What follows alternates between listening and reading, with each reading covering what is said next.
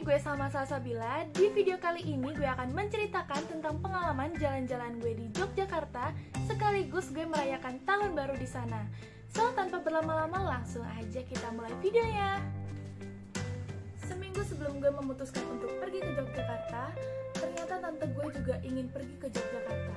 Jadi kami bertiga memutuskan untuk pergi ke Yogyakarta bersama-sama. Tibalah di tanggal 26 Desember 2020, akhirnya gue dan kakak gue menyusul tante gue yang berada di Gunung Putri untuk bersama-sama menaiki bis yang sudah kami pesan. Tepat di jam 3 sore, akhirnya bis yang kami pesan pun datang. Dan kebetulan bis yang kami naiki ini tidak banyak berhenti dan memakan waktu karena hanya berhenti selama sekali, itu untuk makan malam dan juga isoma. Saat bis yang kami tumpangi itu melewati Wates, nah disitulah tante gue membangunkan gue dan memberitahu bahwa di sana ada gang yang menuju ke rumah orang tua gue waktu kecil. Dan tidak berada jauh dari sana ternyata ada bandara yang baru saja didirikan loh guys.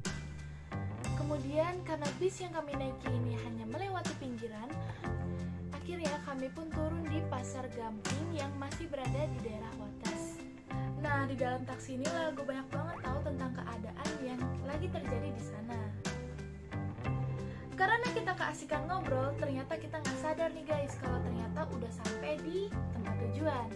Dan dari situlah kita mulai bersih-bersih dan juga menata barang bawaan yang kita bawa.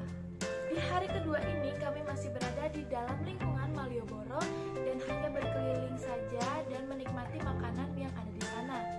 Di hari ketiga kami juga masih bersantai-santai di penginapan, tapi di sore harinya kami berniat untuk menyewa motor agar mempermudah kami untuk berkeliling Yogyakarta. Di hari keempat kita memutuskan untuk pergi ke Wates dan juga mengunjungi saudara kami yang ada di sana, sekaligus kita berziarah ke makam kakek dan nenek kami yang ada di sana. Nah, karena kita keasikan ngobrol, ternyata udah menjelang sore nih guys. Nah, dan akhirnya kami pun memutuskan untuk pulang ke Yogyakarta. Saya rasa bahagia banget karena gue bisa melihat pemandangan yang sangat indah.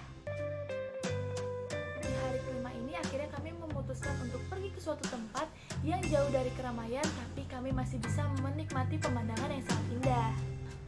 Dan tibalah kami di Pantai Kesirat. Sesampainya kami di sana, kami disajikan dengan pemandangan yang sangat indah. Nah, kita sudah lelah, akhirnya kita pun beristirahat dan pulang ke penginapan. Sambil menunggu malam, akhirnya kami masih berkeliling, berbelanja, dan juga membeli oleh-oleh. Dan sangat disayangkan ternyata di Jogja akan turun hujan. Dan akhirnya tibalah kami di hari terakhir kami di Yogyakarta.